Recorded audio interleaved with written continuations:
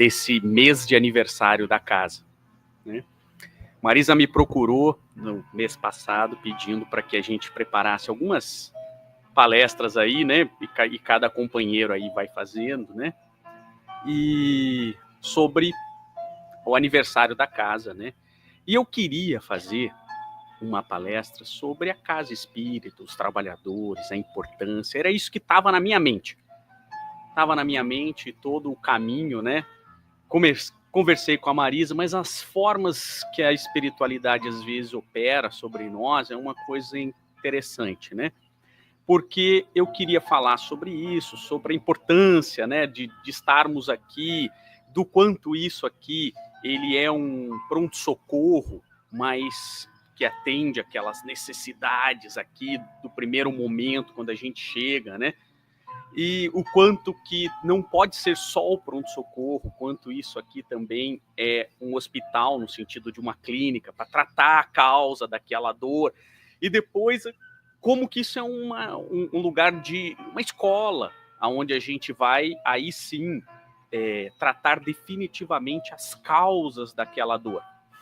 Mas aí eu estava preparando e eu acordei pensando nessa música que foi tocada no início, que chama Jesus, Alegria dos Homens, do Johann Sebastian Bach. E aí eu falei assim, puxa vida, eu acho que esse é o tema. Porque em vez de falar sobre a casa espírita, nós podemos falar sobre o porquê que a casa espírita existe e porquê que o cristianismo nos foi colocado. E ao contrário do que muitas vezes foi tido na história, Jesus veio para nos trazer alegria. Claro que quando o Bach coloca o título, eu não podia mudar, né?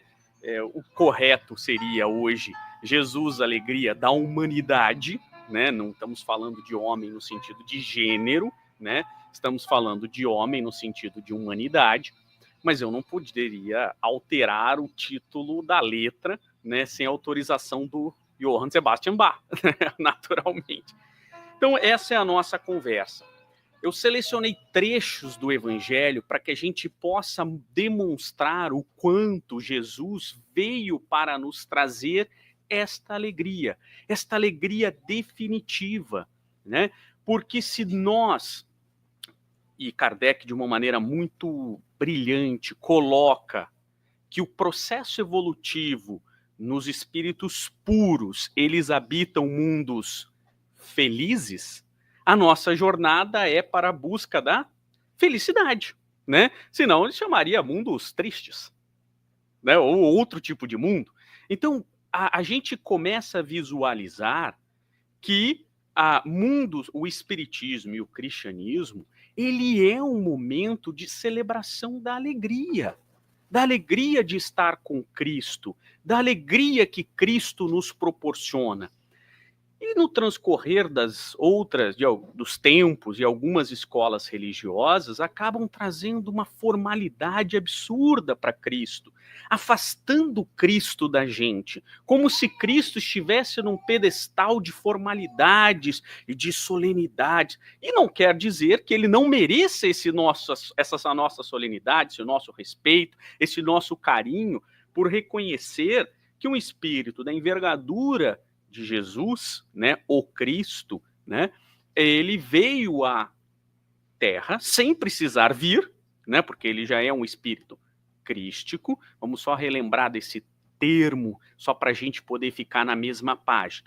Cristo é um título, né, como em grego, Christo significa também Messias, que é um mesmo título, Mexia, do hebraico, que é um ungido. Tá? Segundo Kardec, na Revista Espírita, o Cristo é uma comunidade de espíritos, né, espíritos chamados crísticos ou messias, pouco importa, é só uma questão de terminologia. São os espíritos puros que chegaram no mais alto grau da evolução dos espíritos puros, que a gente não tem nem noção como é essa evolução, né? Então, o espírito Jesus, esse Jesus que a gente conhece, ele é tido como Cristo, porque, nas palavras de Emmanuel, eles são co-criadores em plano maior. ou seja, eles conhecem a vontade de Deus e as executam. É por isso que lá no Evangelho de João, João coloca lá, no princípio é o verbo, e o verbo estava com Deus, e o verbo era Deus, e o verbo executava. Isso é a função do verbo. O verbo, ele executa as vontades de Deus. Então é óbvio que Jesus merece toda a nossa deferência, né? Mas essa deferência não é com solenidade. Cristo não quer isso. O Cristo é a alegria. Cristo é estar conosco, é caminhar num caminho novo, em busca dessa felicidade plena e em busca dessa alegria. Por isso que, e aí veio, porque a gente não pode afastar Cristo da gente. Cristo vai estar na nossa casa, Cristo gostava de estar ali conosco, né? Amparando cada um de nós e nos dando esses caminhos. Então vamos lá. Para começar, a gente tem que começar lá do início, né? Normalmente eu gosto de começar do princípio, às vezes eu começo que no princípio era o verbo, né? Aí não precisa, é muito no princípio mesmo, né? Mas dessa vez eu vou começar do princípio do nascimento de Cristo. Então, Lucas, vamos só lembrar em relação aos evangelistas também para a gente ficar na mesma página, lembra? O evangelho é a boa nova, né? O evangelho significa a boa nova, né? Quem é o evangelho? O evangelho é Jesus. Jesus é a boa nova de Deus. Quem fala isso é Paulo de Tarso, tá? Então, Paulo de Tarso nos traz que o evangelho não é o evangelho de Lucas, tá? Aquilo ali é o evangelho, ou seja, Jesus segundo Lucas. Jesus segundo Mateus, tá? Como Kardec, de uma maneira muito brilhante, no finalzinho, quase antes da publicação do Evangelho segundo o Espiritismo, porque o título original era para ser Imitação do Evangelho, esse era o título, aí o seu editor, Dr. Didier, falou assim, acho que não é um bom nome. E não é mesmo, né? E aí ele pega e faz o Evangelho segundo o Espiritismo, que é até um erro. Muitas pessoas acham que o Kardec criou um novo Evangelho. Não, ele interpretou o evangelho, passagens do evangelho, à luz do espiritismo. Então não é nem de Kardec, é à luz do espiritismo. Porque o evangelho é Jesus. Ele é a boa nova de Deus. Então esse é o primeiro ponto. Então nada que pode ser boa nova pode ser ruim. Tem que ser alegre, tem que ser uma coisa boa, né? Porque evangelium é uma expressão do mundo romano, daquele tempo, em que os evangelistas estavam escrevendo, quando Roma dominava um determinado local, ela mandava os seus sacerdotes. E o sacerdote dava um evangelium de César, Caesaris Evangelium, a boa nova de César. Então esse termo evangelho foi utilizado pelos evangelistas porque ele já era algo comum no dia a dia. Júlio César e os demais Césares que se passaram, né, como imperadores romanos, mandavam seus sacerdotes dizendo a boa nova de César. Então, e eles diziam, olha, agora não tem mais guerra, agora nós nomeamos um rei aqui, como o Herodes, por exemplo, para dominar essa região, vocês não vão ter fórum, vão ter leis romanas, vão ter agora estradas, parari, parará, por conta disso vocês vão pagar impostos e tudo mais. Isso por isso que tem todo aquele tumulto lá na Palestina, lembra? Todo aquele tumulto lá é por conta disso, Roma dominava. Então essa expressão evangelho é algo que a gente, que no mundo dos evangelistas era algo comum no dia a dia, todo mundo. Então por isso que eles adotam o evangelho de Deus, em alusão à boa nova de Deus, que é Jesus. E aí Lucas, então cada um tem a sua passagem, por isso que você não vai encontrar nos textos todas as passagens em todos os evangelhos, porque nem todos viveram aquilo, sim ou não? Por isso que não tem. Então, às vezes as pessoas quando leem, por que no evangelho de um fala uma coisa? Porque ele não estava lá. Se Estela estava aqui, aí saiu. Se ela perguntar sobre a minha palestra, ela não vai poder dizer, porque ela não estava aqui. Mas ela vai poder perguntar para Sandra e falar assim, como é que foi a palestra do Ayrton? Ele vai dizer. E aí, é assim que se contou o evangelho, assim que as pessoas foram. Lucas, por exemplo, Lucas não conheceu Jesus. Lucas não conheceu Jesus. Lucas era um médico náutico, que foi convertido por Paulo de Tarso. Nem Paulo de Tarso, tecnicamente, conheceu Jesus. fisicamente no dia a dia, completamente diferente de Pedro, André, Felipe, os pescadores, os apóstolos pescadores passavam o dia inteiro com Jesus. O dia inteiro. Mateus. Não, e Jesus às vezes estava com eles. Jesus estava lá com eles. Por isso que eles estavam mais próximos de Jesus. Alguns discípulos, Mateus, Judas, o Iscariotes, né? Esses não estavam o dia inteiro com Jesus, porque tinham funções para fazer. Mateus cuidava da coletoria, Judas Iscariotes tinha uma loja de R$1,99, né? Segundo. Era loja de bugigangas, tá? Era uma loja de R$1,99, tá? Então, ele era assim. Então, eles não estavam o tempo todo, embora se encontrassem com Jesus todos os dias. Agora, Lucas não. Lucas escreve o evangelho através dos escritos de Paulo. Mas não só isso, porque ele vai a Éfeso e entrevista Maria. Então ele vai relatando o nascimento de Jesus através dos olhos de Maria, da mãe. Então, como é que estava lá? Estava lá em Éfeso Maria, João o evangelista, né? E aí ele vai entrevistando, pega aqueles escritos de Paulo e escreve, então, o evangelho de Lucas. Por isso que é a mãe contando o que aconteceu. Por isso que, e fora que é um evangelho muito bem escrito, né? Porque ele era um cara culto. Diferente do evangelho de João Marcos, que é um cara mais rude, né? Então, a leitura é um pouco mais difícil. Lembra que todos os evangelhos foram escritos em grego. Eles estão escritos em grego, mas eles não falavam grego. Paulo falava fluente, Lucas falava fluente o grego, mas João Marcos escrevia assim o inglês, que o grego era o inglês da época, né? Em inglês assim macarrônico. Então ele escrevia do jeito que ele achava, e tá tudo certo. Por isso que às vezes o evangelho é meio confuso quando você pega algumas passagens, porque eles mesmos não falavam perfeitamente a língua que eles estavam escrevendo, né? Mas narra então Lucas, o anjo respondeu, o Espírito Santo virá sobre você, falando para Maria, e o poder do Altíssimo a cobrirá com sua sombra. Assim, aquele que há de nascer será chamado Santo, Filho de Deus. Então vamos lá.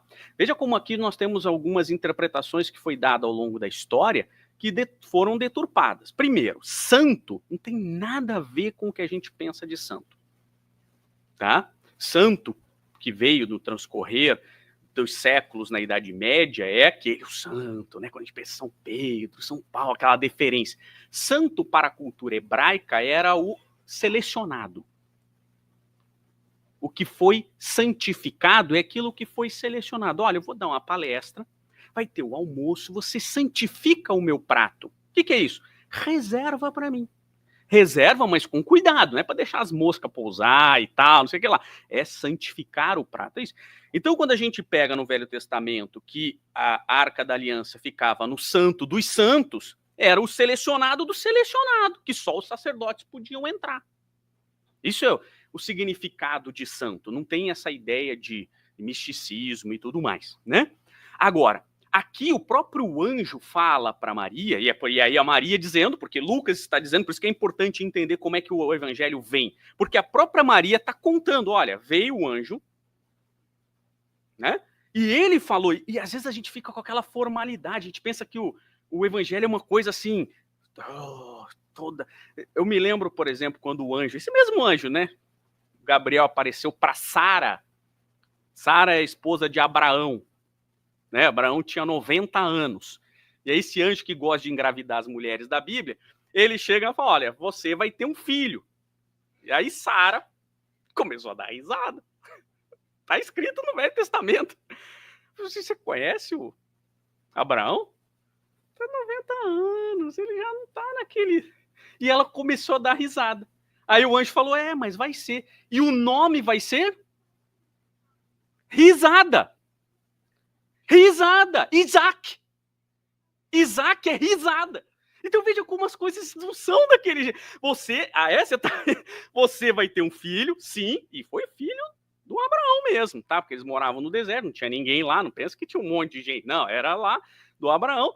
E o próprio anjo falou assim, o seu filho, então você vai dar o nome, lembra que o nome é muito importante para a cultura hebraica, e o seu filho vai se chamar Risada. Isaac. Risada. Tá? Então, veja como as coisas às vezes são lidas de uma maneira completamente deturpadas. A espiritualidade se comunica de uma maneira leve, se comunica de uma maneira feliz. A boa nova, ela é um ato de felicidade. E aqui ele está dizendo que vai ser o Filho de Deus. Porque isso na cultura hebraica tinha um significado de Cristo, né? Do que é em grego, e Mexia, ungido. Por isso, filho. Porque todos nós somos filhos de Deus, sim ou não? Então, o conceito que nós temos aqui é que seria o que nós atualizamos para será o Filho de Deus, porque é o espírito mais evoluído que nós teremos contato nesse plano. Isso é o primeiro ponto. Quando a gente olha Jesus, a gente tem que olhar com o respeito que ele merece, mas também tem que lembrar que ele está caminhando conosco. Como ele é o nosso modelo e o nosso guia. E o guia nos leva junto, sim ou não? O guia ele não vai lá na frente e depois fala, vem. Ele caminha conosco. Então a gente tem que ter uma ideia de que ele é, sim, o espírito crístico mais puro que a gente tem acesso.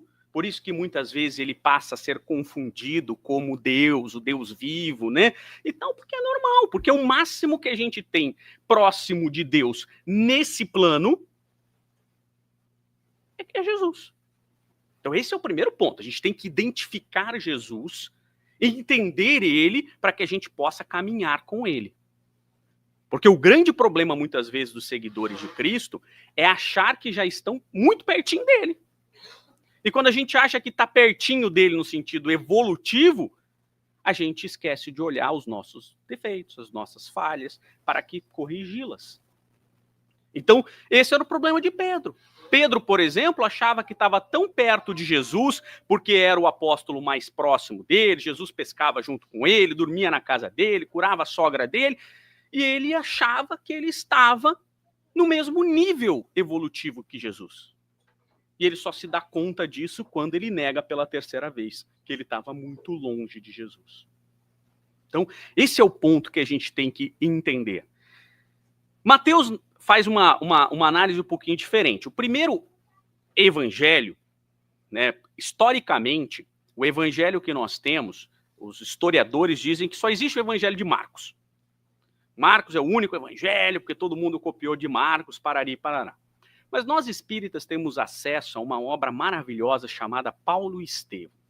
E Emmanuel nos conta que os primeiros evangelhos, né, que não era exatamente o evangelho, porque isso foi adaptado, eram textos, né, que foram escritos por Mateus. Para quem estava aqui na quarta-feira, eu até esqueci de contar, Mateus é primo de Jesus. Ele é primo. Mateus conheceu Jesus e o amava. Mateus é irmão de Judas Tadeu, tá, o apóstolo. Então são 3 irmãos que eram apóstolos. Por isso que Jesus vai lá e chama filho de Maria. Maria, prima de Maria.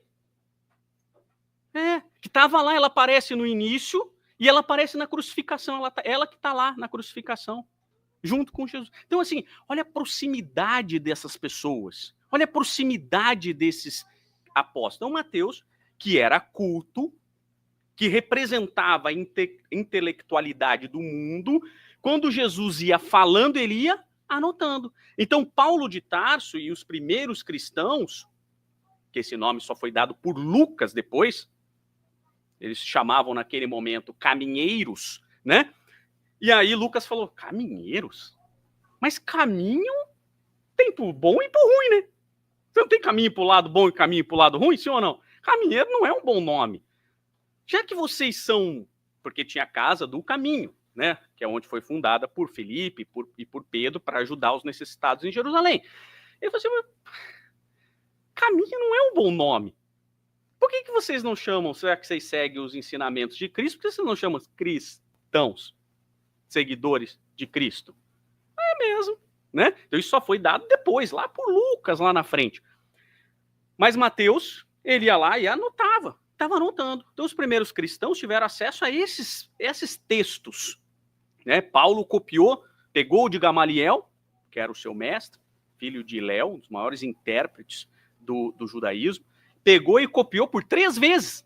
Copiou 3 vezes assim, falou, ó, pode ficar com esse aqui, porque eu já copiei 3 vezes isso aqui para poder passar para os outros. Esse era o Paulo.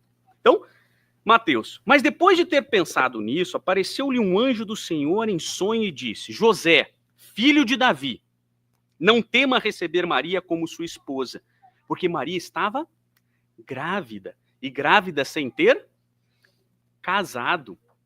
Se ela era pura ou não, é outro contexto, tá? Não vamos entrar nessa discussão.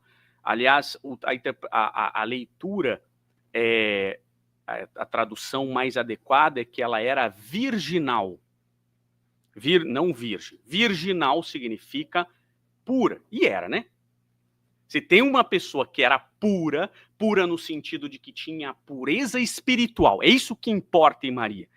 O que importa para nós relacionado a Maria é que ela tinha uma pureza de espírito.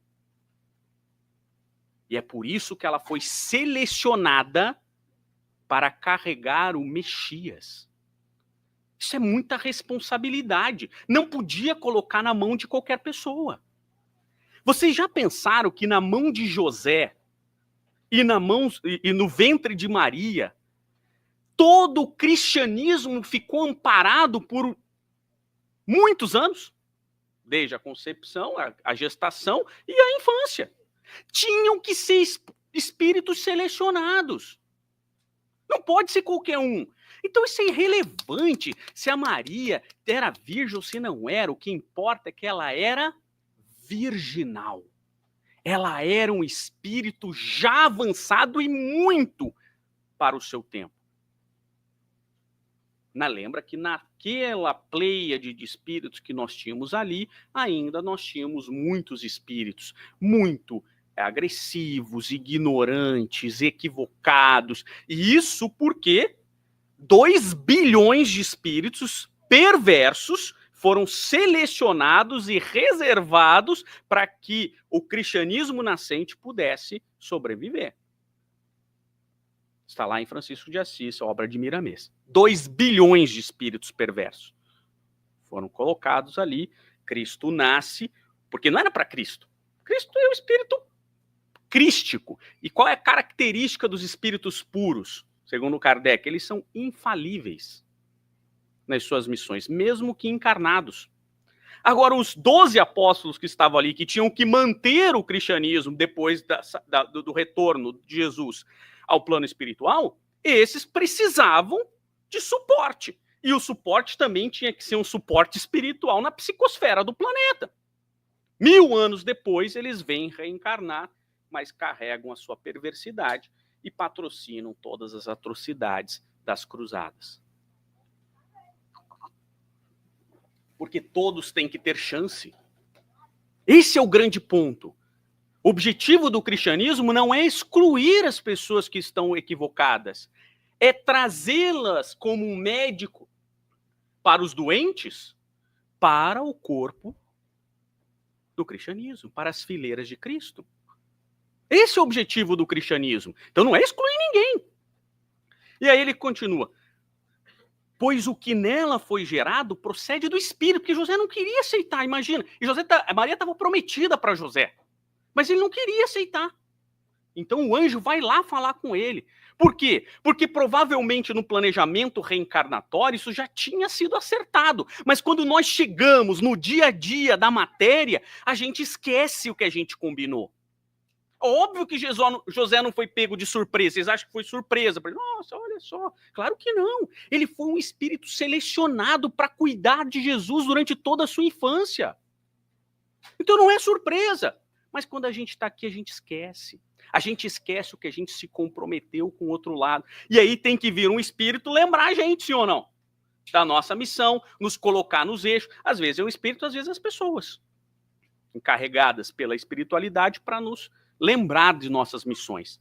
Então, e ela dará à luz um filho e você dar-lhe-á o nome de Yeshua, Porque quando você lê, eu estudo a Bíblia no hebraico, né? Quando você pega a Bíblia na tradução em português, você consegue entender.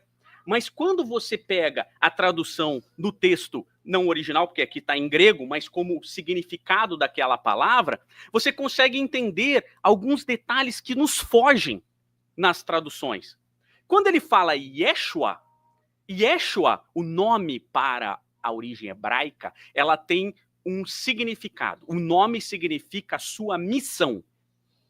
Então, Abraão significa o pai da humanidade. Então, a missão dele é ser o pai da humanidade. Por isso que alguns trocam de nome. No transcorrer do Velho Testamento, você vai ver que alguns missionários trocam de nome. Porque eles passam a ser... Então, o próprio Simão. Simão era Simão Pedro, Cefas, que é pedra. A missão dele qual era? Ser a rocha do cristianismo. Foi Jesus que falou, sim ou não? Simão, Pedro, tu és pedra e sob ti erguerei a minha igreja. Então ele era a rocha, a missão dele era essa. Aqui a missão de Jesus era ser Yeshua, a salvação. E aí ele continua, porque salvará o povo de seus pecados. Então Yeshua é a salvação. Quando o anjo anuncia, porque ele já coloca a missão. Ele vai ser o salvador da humanidade. E é assim que ele foi. Tudo isso aconteceu para que se cumprisse o que o Senhor disse pelo profeta. A virgem ficará grávida e dará à luz um filho e o chamarão de Emanuel, que significa Deus conosco. Né? Então isso tudo está lá numa profecia lá. Então, e Mateus, como escrevia para o povo hebraico, porque o Evangelho de Mateus ele tem que ser lido no sentido de que ele escrevia para os hebreus. Então, quando ele narra o nascimento de Jesus, ele pega todas as profecias que existiam sobre o Messias e coloca as profecias fazendo um paralelo dessas profecias com a questão da vida de Cristo. Entendendo? Tanto que você pegar, se você não olha o Evangelho de Mateus com esses olhos, você fica perdido. Por que ele está falando isso? Por que ele começa lá com a árvore genealógica? Porque a profecia é que o Messias ele era descendente de Adão, obviamente, e descendente de Davi. Então, se ele não faz a ordem cronológica, ele não cumpre a profecia. Então, tudo isso tem a ver com profecia, tá?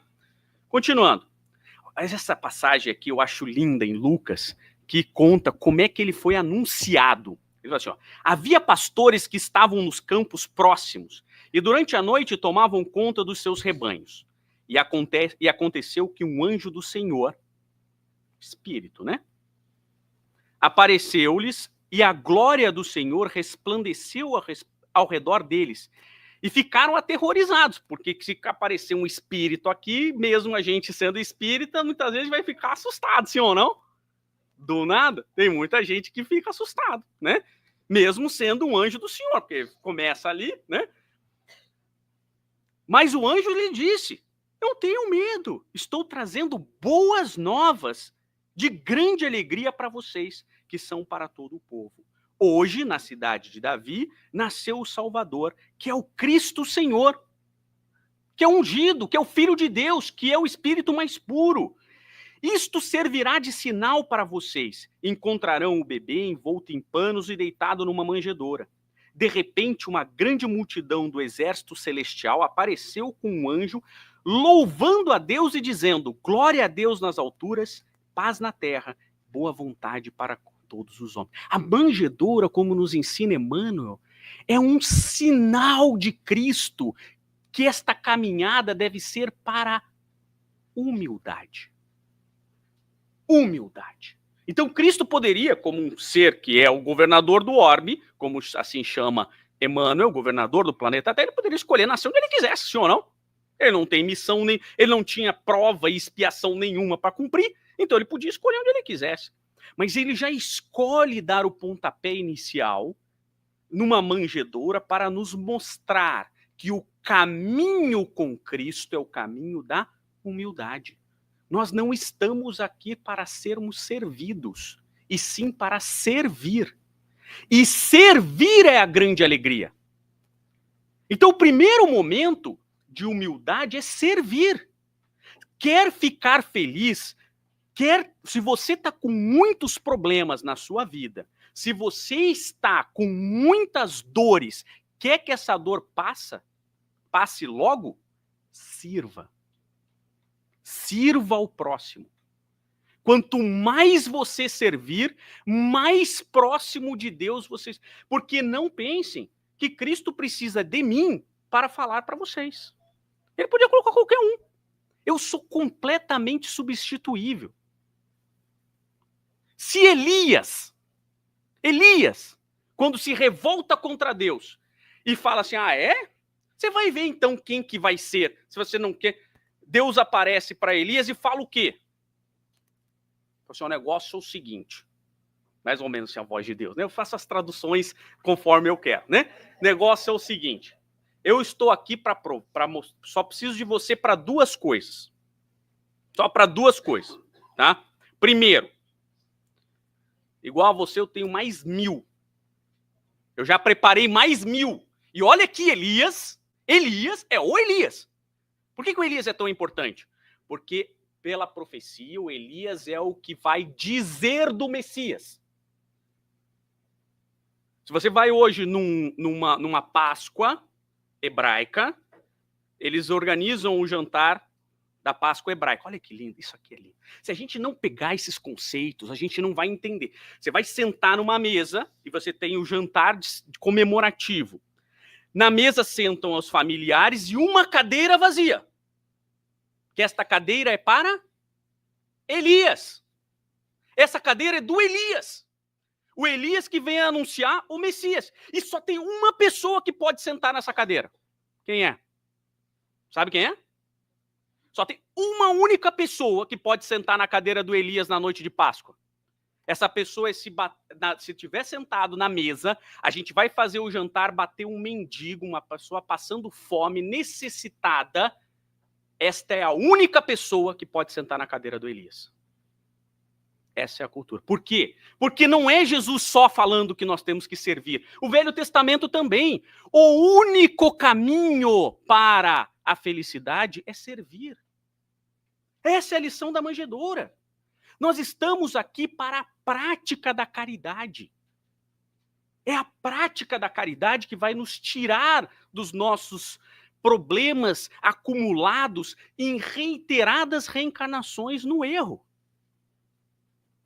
Tem um outro caminho, que é mais difícil, que é o arrependimento, depois a expiação, depois a prova e depois o resgate. E aí muitas vezes a gente passa reencarnações e reencarnações tentando atingir. Mas aí Jesus vem falar, não, eu vou dar um caminho muito mais suave. E o caminho mais suave para a felicidade é servir. É servir. Servir ao próximo. É por isso que quando Jesus transforma a água em vinho na bodas de Caná, e que há toda uma repercussão, uma bobagem que se fala. Se era vinho, se era suco de uva, se era não sei o que lá. Isso é tudo bobagem, senhores. Peguem o Boa Nova e Humberto de Campos, quando Pedro critica e fala assim, poxa, mas transformar água em vinho, mestre, não é uma apologia às coisas mundanas? E o que Jesus responde? Pedro, conhece a alegria de servir a um amigo? Essa é a resposta de Jesus. Conhece a alegria de servir a um amigo. Então Jesus transforma a água em vinho porque aquele amigo precisava, para a cultura daquele momento, para o casamento, por toda aquela conjunção de fatores externos, que isso acontecesse. Se transformou água em vinho, água em suco de uva, isso é o que menos importa.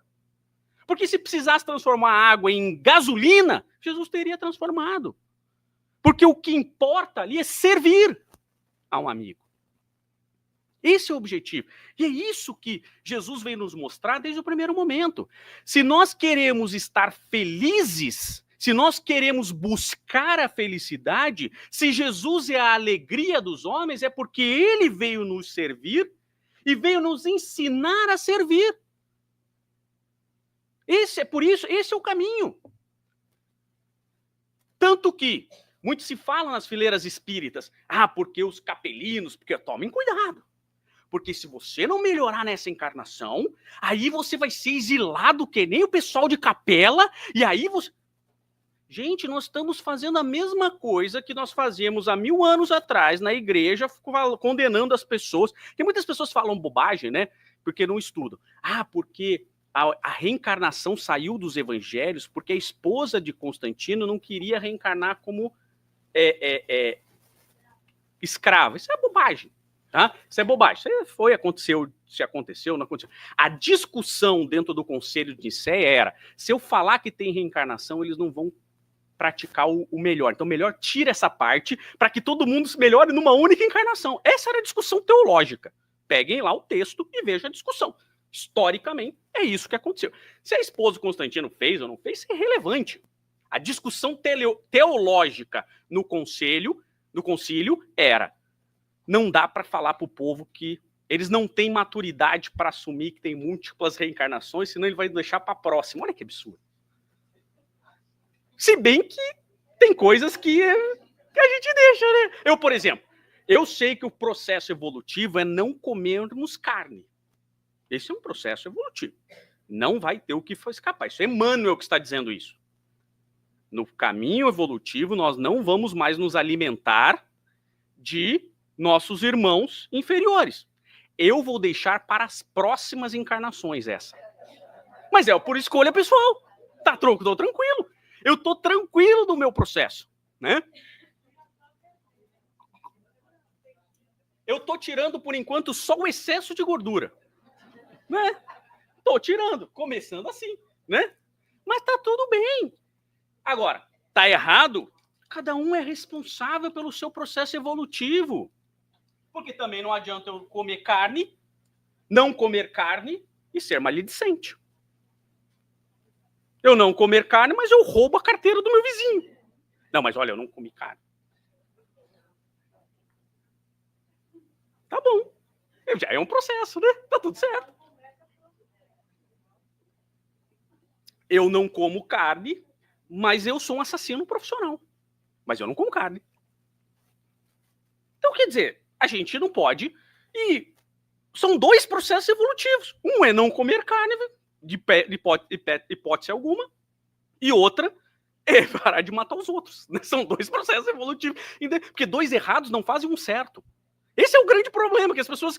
2 errados fazem certo. Não fazem. Mas aí, a gente continua fazendo as coisas sem ressignificar. Quando a gente olha os exilados de capela, a gente pensa que eles foram expulsos. Porque vai expulsar todo mundo e tal, não sei o que lá. Eles não foram expulsos.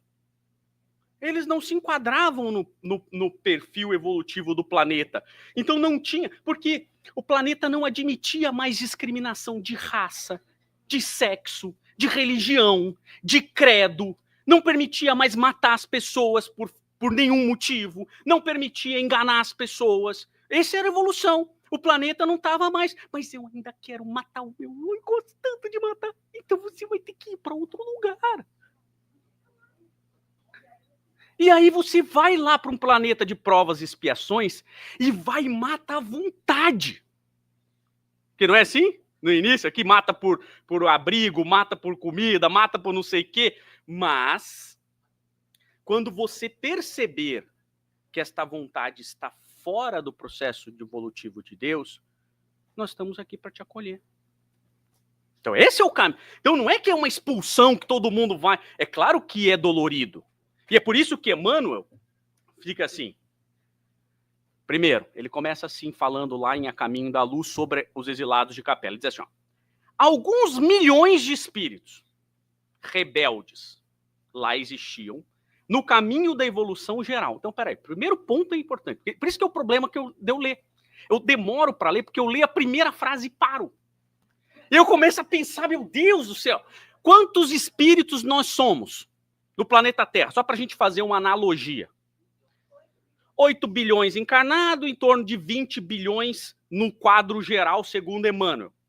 Alguns milhões é nada.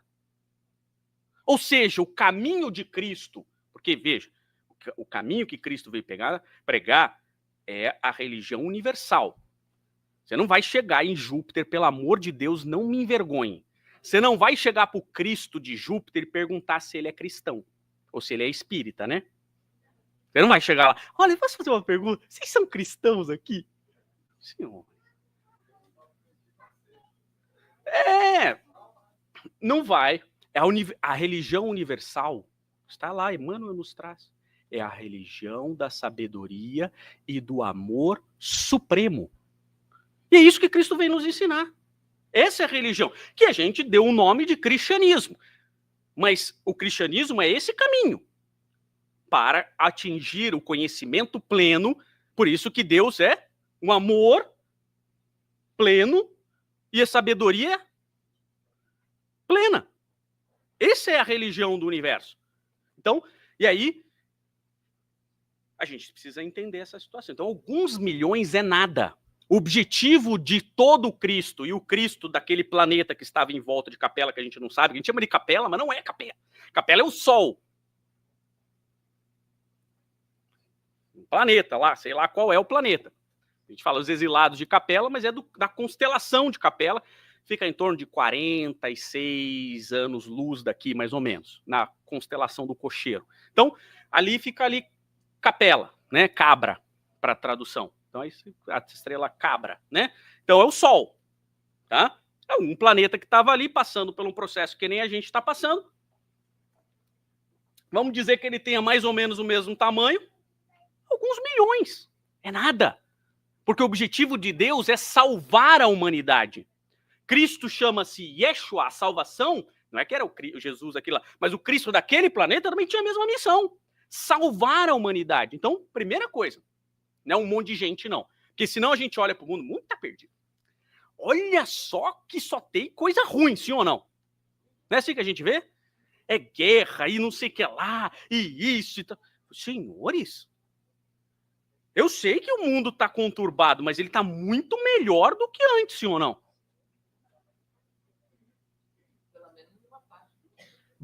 Boa parte do mundo, claro, nem todos os lugares, nem todas as pessoas, a evolução ela não é uniforme, claro que sim, mas o mundo está muito melhor. Não, por exemplo, existe discriminação da mulher?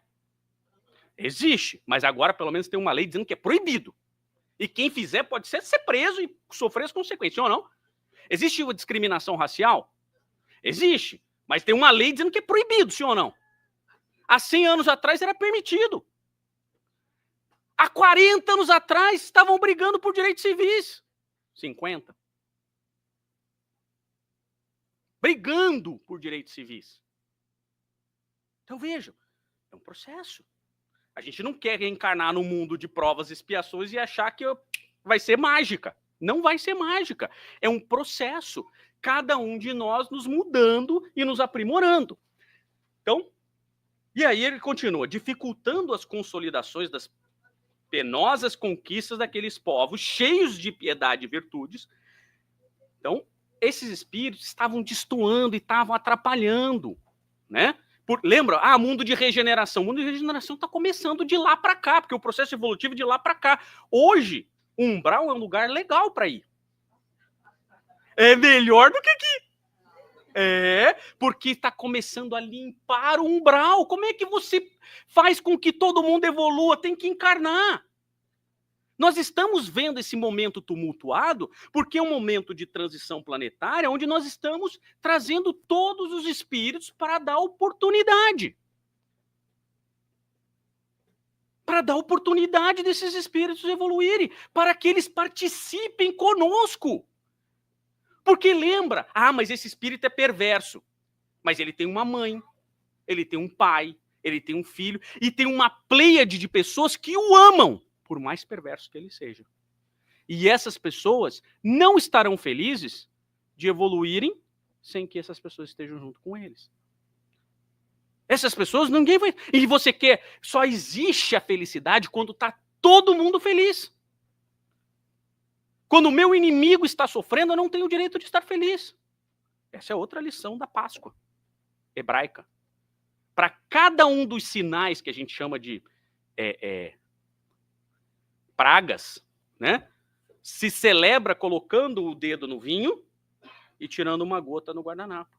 Porque o vinho simboliza a felicidade e eu jamais estarei plenamente feliz quando o meu opositor estiver sofrendo. Então, pode ter certeza. Então, o caminho evolutivo é dar oportunidade para todo mundo. É para todo mundo.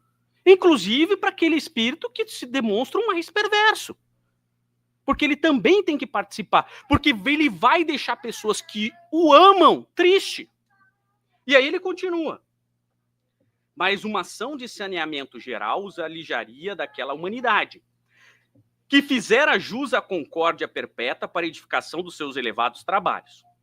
As grandes comunidades espirituais, diretoras do cosmos, deliberaram então localizar aquelas entidades que se tornaram pertinazes no crime, aqui na Terra longínqua, onde aprenderiam a realizar, na dor e nos trabalhos penosos do seu ambiente, as grandes conquistas do coração, impulsionando simultaneamente o progresso de seus irmãos inferiores. Então esses caras foram selecionados para ajudar. Mesmo sendo perverso, eles foram selecionados para ajudar os espíritos que estavam na transição de mundo primitivo para provas e expiações. Essa é a misericórdia de Cristo. Essa é a misericórdia de Deus. E aí, olha o que continua Emmanuel.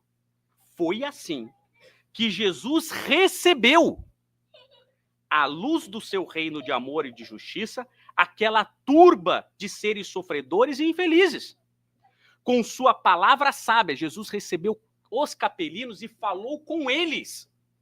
Não é assim, exilado de capela e agora ele vai sofrer no presídio lá no... Não. Com sua palavra sábia e compassiva, exortou essas almas desventuradas à edificação da consciência pelo cumprimento dos deveres de solidariedade e de amor, no esforço regenerador de si mesmas. Mostrou-lhe os campos imensos de luta que se desdobravam na terra, envolvendo-as no halo bendito da sua misericórdia e da sua caridade sem limites. Abençoou-lhes as lágrimas santificadoras, fazendo-lhes sentir os sagrados triunfos do futuro e prometendo-lhes a sua colaboração cotidiana e a sua vinda no porvir. Então Jesus pega os capelinos, que a gente tem mania de achar, vai ser exilado, não sei o que lá. Jesus pega esses capelinos, porque ele sabe, por mais perverso que eles fossem, eles tinham amores que deixaram em capela, que estavam sofrendo por essa distância. E Jesus os recebe e os consola. Ele recebe, fala e promete que vai acompanhar o processo evolutivo e que vai auxiliá-los nesse processo e agradece deles terem vindo aqui para ajudar o planeta. Aqueles seres angustiados e aflitos que deixavam para trás de si todo um mundo de afetos, não obstante os seus corações empedernidos na prática do mal, seriam degredados na face obscura do planeta Terra. Andariam desprezados na noite dos milênios, da saudade e da amargura. Reencarnariam no seio das raças ignorantes e primitivas, a lembrarem do paraíso perdido nos firmamentos distantes. Está aqui a explicação da perda do paraíso, da raça adâmica, de toda a situação. Aí tem tudo aqui, a gente podia falar um ano sobre esse assunto. Porque se vocês acham que o problema de Eva era a sexualidade, fiquem tranquilos. Isso já estava resolvido. Eles andavam no paraíso, não é? Eles tinham roupa? Eles andavam, não é sexualidade o problema. Qual era o problema? O problema ali narrado naquela história alegórica é o quê? Que a serpente, que representa o nosso opositor, ela fez com que comesse o pessoal chama maçã, na verdade eu acho que é coco, tá? Porque ela fala que comeu e bebeu da fruta proibida. Então só pode ser um coco, né? Para comer e beber, Só pode ser um coco. Mas não sei, não está dizendo que era o fruto proibido. E qual era o fruto proibido? O conhecimento. Só que o conhecimento não é o conhecimento, é o conhecimento de Deus. Para que você ficasse acima de Deus, para que você pensasse que você era Deus. Esse era o problema. E esse é o problema aqui. Quando a gente nos coloca acima de Cristo, acima de Deus, nós somos os melhores. Esse é a chamada em relação a essa mensagem. Mas enfim. E é por isso que Cristo, quando ele fala assim, bem-aventurados os que choram, pois serão consolados, e esse é o maior capítulo do Evangelho segundo o Espiritismo, com exceção das preces. Então, com exceção das preces, que é um compilado, o maior capítulo do Evangelho segundo o Espiritismo é para falar que nós somos bem-aventurados quando estamos sofrendo. Só que isso aqui não é uma apologia ao sofrimento. É uma apologia ao bem sofrer, ao compreender os desígnios de Deus na nossa vida. E quando nós estamos sofrendo, nós temos duas responsabilidades. Quais são? A primeira é compreender que esse sofrimento tem uma causa. Esta causa pode ser, e é isso que Kardec perde bastante tempo falando, essa causa pode ser dessa encarnação ou da encarnação anterior. E ao entendermos que nós temos uma causa, o mais importante é olhar para o sofrimento, ver o que ele nos causa para que a gente não repita. Sim ou não? Aquela causa de sofrimento. Já foram numa churrascaria? Sim ou não? Bem legal, né? Você vai lá na churrascaria e tenta violar uma lei física. Sim ou não? Ó, a lei física é: 2 corpos não podem ocupar o mesmo espaço ao mesmo tempo. Essa é uma lei física. Você tenta botar um boi dentro de você. Não cabe. E aí o que acontece? Você sofre, sim ou não? E quando você sofre, você fala, nunca mais eu vou comer desse jeito, sim ou não? Não é assim? Aí você fala, não, porque a dor é um alerta. A dor, ela é o alerta que, olha, você está violando uma lei. Nesse caso, a física, mas a lei moral é a mesma. A lei física e a lei moral só é separada pelo ambiente. Mas não há separação, porque todas são leis de Deus. Então, naquele momento, você toma consciência e aí fala, não vou mais fazer isso. À noite, você nem come ou toma só uma sopinha, sim ou não? Só para dar aquele... Mas no dia seguinte, você sente fome de novo, sim ou não? E aí você fala o quê? Vou na churrascaria de novo. Alguns falam isso, outros falam, não, acho que eu vou maneirar essa semana. Não é isso? E aí, então, essa é a mesma coisa. Bem-aventurados que sofrem, a gente tem que identificar a causa e evitar que ela repita. Por isso que muitas pessoas falam, vou fazer regressão. Faz. Não faz, o problema é seu. Mas você vai descobrir que daqui para trás você só foi pior. Porque a regressão que a gente tem que fazer é a regressão da causa do sofrimento. Então, por quê? Porque não adianta saber o que aconteceu. Adianta você saber se eu fui cabeludo na encarnação passada? Não vai mudar nessa, né? Eu posso mudar de outro jeito. Tá? Então, o ponto é esse. Agora, nós temos um outro caminho para usar no nosso sofrimento, que é o caminho que Cristo nos convida, que é o caminho de atenuar o sofrimento do próximo. Então, quando a gente toma conta de que todo mundo sofre, e todo mundo, nesse estágio que nós estamos daquele sofrimento, você vai encontrar, no mínimo, 10 pessoas que estão mais sofrendo sobre esse mesmo problema e menos sofrendo outras 10, né? A gente fala, olha, nós estamos no meio do sofrimento. O que eu posso fazer para aliviar a dor do próximo? Esse é o segundo ponto da gente ter isso em mente. Porque quando a gente compreende e muda a causa, a gente não resgatou, sim ou não? A gente só parou de sofrer. Mas você vai continuar sofrendo porque é consequência daquele... Agora, quando você segue o caminho de Cristo ao ajudar o próximo à caridade, aí você vai reparando. Porque as pessoas pensam de maneira equivocada que a gente tem um débito com alguém. Você pode até ter, mas você tem um débito com a lei. Se essa pessoa, imagine só, se fosse assim, todo mundo que maltratou Jesus, Jesus ia ter que reencarnar na família de cada um para resgatar com Jesus. Não faz sentido. O resgate é com a lei. O resgate é com a lei. Então, se você já está reparando aquele através da prática da caridade, essa reparação, ela é eficaz. Mesmo que não seja com aquela pessoa específica. Entendendo? Sim ou não? Esse é o caminho. E é por isso que quando Cristo fala lá, venham a mim todos que estão cansados e sobrecarregados, e eu darei descanso a vocês, é por quê? Porque se você segue os passos de Cristo, você está aliviando o teu peso. A prática da caridade é retirar o peso daquela dor. Não quer dizer que você não vai sofrer mais ela, porque eventualmente a dor o peso é muito maior do que o que você está fazendo. Mas ela vai ficar mais leve. Tomem sobre vocês o meu jugo e aprendam de mim, pois eu sou manso e humilde de coração, e vocês encontrarão descanso para as suas almas. Ou o que ele está dizendo? Segue a minha pegada, segue a pegada da humildade, servir e amar. E isso vai aliviar o teu peso. É isso que ele está dizendo aqui. E aí Paulo faz um alerta. Não se amolde ao padrão desse mundo, mas transformem-se pela renovação da sua mente, para que sejam capazes de experimentar a boa, agradável e perfeita vontade de Deus.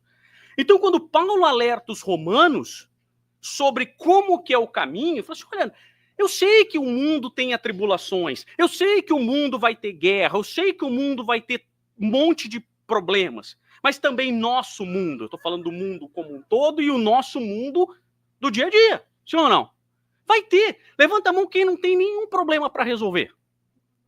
Todo mundo? Pois é, o nosso mundo está cheio dessa situação. Mas o que Paulo está nos chamando? A não adotar o padrão desse mundo. Esqueça esse padrão. Vamos. Isso não quer dizer que você não pode ir para a academia. Porque as pessoas falam assim, não posso adotar um padrão do mundo, eu não vivo no mundo. A academia não é um lugar só para você ficar em forma e bonito, sim ou não? A academia é um lugar de saúde, é um lugar de várias outras coisas, sim ou não? Eu odeio academia. O pessoal fala assim, não, você vai para academia e depois você sai de lá feliz, não é? Que é a endorfina. Eu entro com ódio e saio de lá com mais ódio. Né? Mas eu vou. Normalmente, às vezes, né? O que ele está dizendo é que não adianta você só ficar na academia, porque nós somos peregrinos nessa jornada. E se você faz só na academia, e você só se preocupa com essa parte do mundo, o que vai acontecer? Você vai ser o cadáver mais sarado do cemitério.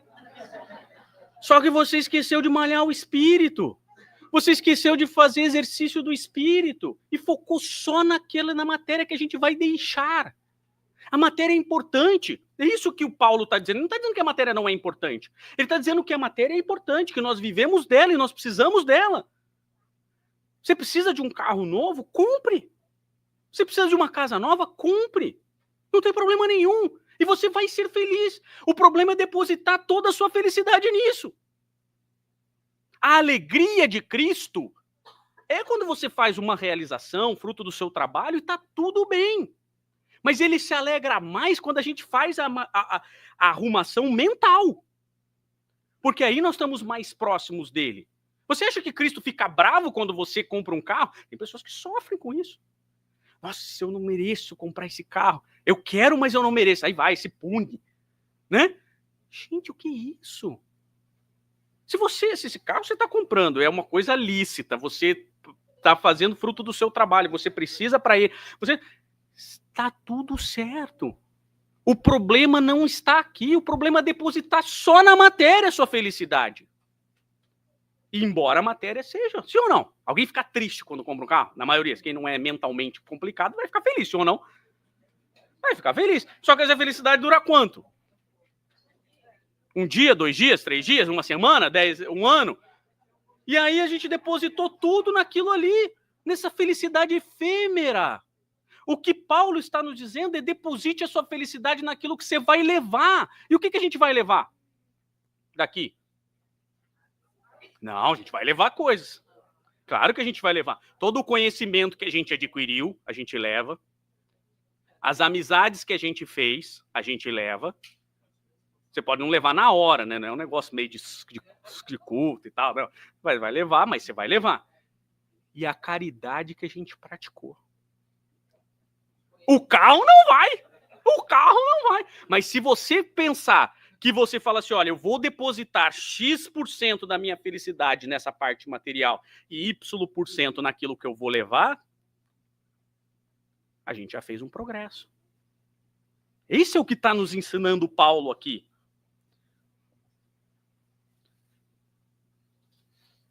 Agora, Jesus, ele continua, não perturbe o coração de vocês. Creiam em Deus, creiam também em mim. Na casa de meu pai há muitas moradas. Se não fosse assim, não teria dito que eu vou preparar um lugar para vós. Isso aqui é uma lição tão legal, né? Porque olha o que ele está dizendo assim, ó, fica tranquilo. Se você ainda tem só o apego pela matéria, eu tenho um mundo para você. Ninguém está abandonado. Ninguém está abandonado. Agora, se você está mirando em outra coisa, eu tenho um mundo para você também. Esse é o grande ponto aqui. Então, o consolo que ele está dizendo, ó, fica tranquilo, está todo mundo sendo cuidado. E esse cuidado é individualizado. O que nos ensina o Espiritismo, ao contrário das teorias deístas, porque essa é a grande discussão se o mundo é deísta ou se ele é teísta. Deísta é quando Deus cria um universo, como se fosse um relojoeiro, ele dá corda, deixa as leis fazendo, as engrenagens vão trabalhar e vai embora fazer outro relógio. Isso é o que os deístas acreditam. O teísta acredita que há um cuidado individualizado. E aí muita gente fala, se você está falando que tem 20 bilhões, como é que Deus vai cuidar da vida de cada um? Impossível, né? Como impossível? Né? Ah, mas se tem um universo com 3 trilhões de galáxias iguais a nossa, que o James Webb já descobriu, como é que ele vai cuidar individualmente? Não, Deus não está nem aí para mim. Tá sim. Tá sim. Está sim. Se vocês pegarem há 2000 anos atrás o livro de Emmanuel, em que ele conta a história da vida dele, enquanto ele era Publius Lentulus, né? Ele tem em sonho, ele vai para um conjunto de juízes que estão administrando a trajetória evolutiva dele. E eles estão lá com o processo deles encarnatório falando, né? Claro que não é desse jeito, já devia ser um tablet, sei lá, né? E eles estão lá, olha, você está fazendo isso, você vai ter oportunidade, Jesus está aqui, está vindo, você está junto com Jesus, sua filha vai ficar doente, quem sabe? Então, é um cuidado individualizado do processo. Esse é o que é o grande ponto. Então ninguém está abandonado. Essa é a lição aqui. Ninguém está abandonado com Cristo. Cristo está sempre alguém representante dele, cuidando do nosso processo. E alguém que nos ama. Porque não são juízes que estão lá julgando um caso. São pessoas que nos amam e querem o nosso processo evolutivo. Querem um avanço do nosso processo. E é por isso que Jesus é o caminho, a verdade e a vida. Ninguém vai ao Pai senão por Ele. Se você conhece Jesus, você conhece Deus. É isso que ele está dizendo. Esse é o caminho para qualquer planeta. Isso que eu estou ensinando serve para todos. Plano espiritual, plano material, para Júpiter, para qualquer um. Porque ao conhecer Jesus, você vai conhecer Deus. Ao seguir os seus ensinamentos, você vai seguir a Deus. Eu prometo que eu vou terminar. Tá? Até 1h. 1h eu termino. Se vocês me amarem, observai os meus mandamentos. E eu rogarei ao Pai, e Ele dará a vocês um outro paracleto, um outro consolador, a fim de que estejam convosco para sempre. Olha o que Jesus está nos prometendo no caminho para a felicidade. Que se você ama a Jesus, e o que é amar a Jesus? Seguir, isso. Lembra do primeiro mandamento? Ele faz analogia ao primeiro mandamento. Amar a Deus a proporcionalidade quanto você ama a Deus é o quanto você ama o seu próximo. É assim que se mede. Então, amar a Deus é praticar a caridade para com o seu próximo. Lembra quem já assistiu a minha palestra sobre o primeiro mandamento? Ama o Senhor teu Deus de todo o seu coração, com toda a sua alma e com todos os seus muitos, lá em Deuteronômio. Então, vejam, a proporcionalidade é o quanto você pratica esse amor. Então, se você pratica esse amor com Cristo, ele vai dar um outro consolador, que é esse grande consolador. Qual é? O Espiritismo faz parte do Consolador, mas ele não é o Consolador, tá? Senão a gente pensa que a gente é a última bolacha do pacote e ninguém vai para paraíso se não for espírita. Não. O Consolador é a certeza da imortalidade da alma e da continuidade desse processo. Então esse é o grande consolo. Lembra que o Espiritismo ele não tira a dor de ninguém. Lembra o que eu falo? Ele não é o anador prometido. O anador que tira a dor das pessoas. Ele é o consolador. Porque o que tira a dor de uma mãe que perdeu um filho? Isso consola. Tirar a dor dessa mãe é o reencontro. É quando ela encontrar aquele filho amado e dar aquele abraço apertado de saudade, sim ou não? Isso é o que tira a dor. Agora, consolar no sentido de ter a certeza da imortalidade da alma, a certeza da continuidade da vida, a certeza de que nós todos vamos nos reencontrar em algum momento, as pessoas que a gente ama, nós vamos nos reencontrar, isso é um grande consolo. Essa é a alegria.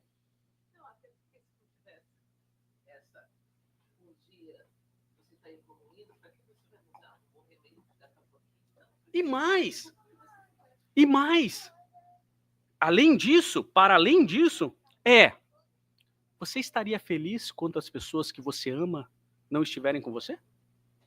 Como é que você vai dizer que uma mãe vai estar feliz se ela não estiver com seu filho, com as pessoas que amam? Não tem como, isso é o processo. Veja como o processo é lógico. A gente só vai estar feliz quando todo mundo estiver junto. É por isso que Jesus fala, deixo-vos a paz. Mas não a paz do mundo, a minha paz. Não dou, porque na cultura hebraica você fala shalom, que a paz esteja convosco, na chegada e na saída. Veja, o shalom que ele está dando não é o shalom da paz, é a paz de Cristo.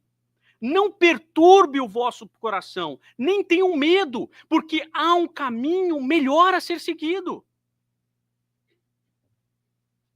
Assim também você tem tristezas, agora, mas eu os verei novamente, e seus corações se alegrarão, e ninguém tirará a sua alegria de vocês. Isso é o que ele promete para João.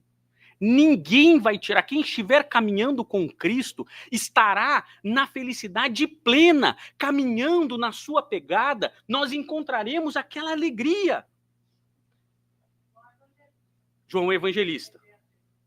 A felicidade. E ele continua, porque está lá, aqueles trechos finais, quando Jesus estava lá na Santa Ceia, no véspera de ir embora, e ele começa a dizer várias coisas para a gente.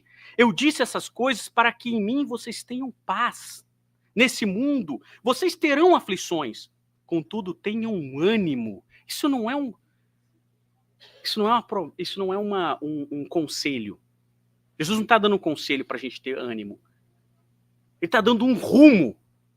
Porque as coisas do mundo vão nos desanimar. Quando a gente vê que a gente está lá lutando por alguma coisa, isso vai nos desanimar. Mas ele vai falar, eu venci o mundo. E é óbvio que ele está falando desse mundo, que todas as dores que ele passou, que não precisava passar, mas aqui ele está falando que ele já venceu, porque ele já chegou nesse processo. Jesus não foi nomeado Cristo, ele conquistou esse caminho.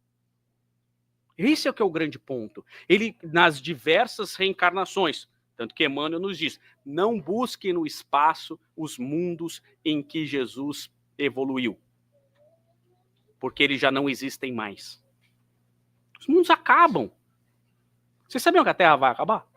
O Sol vai engolir a Terra. Logo, daqui a uns 8 bilhões de anos, mais ou menos.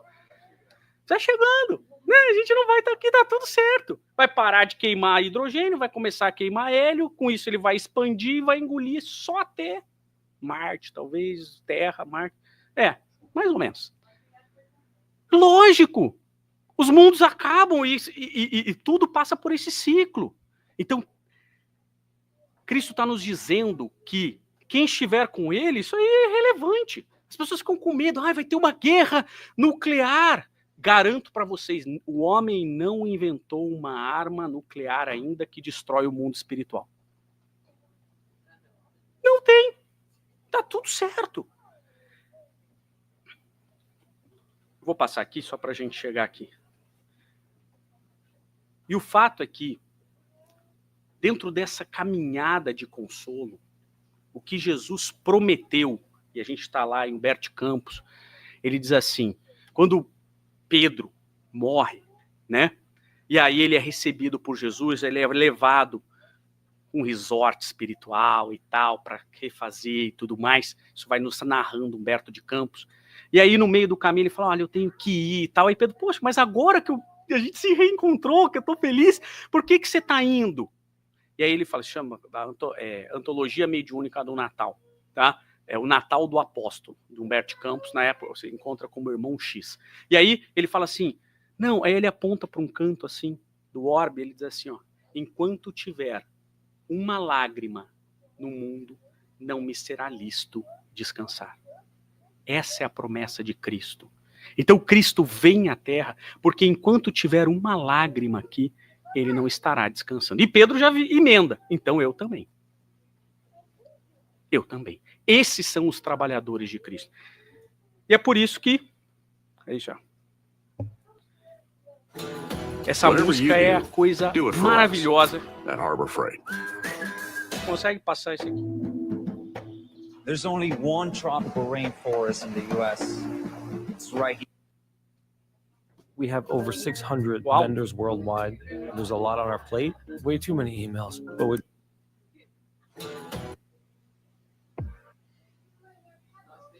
sign up for the PF Flat Card. You know Harbor Freight for affordability, but durability? Não, deixa eu dar um skip Harbor Freight aqui. For affordability.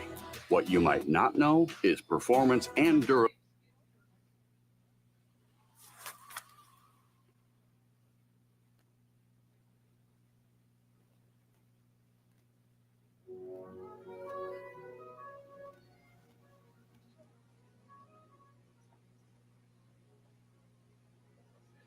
Você consegue colocar áudio, Walter? Mais alto?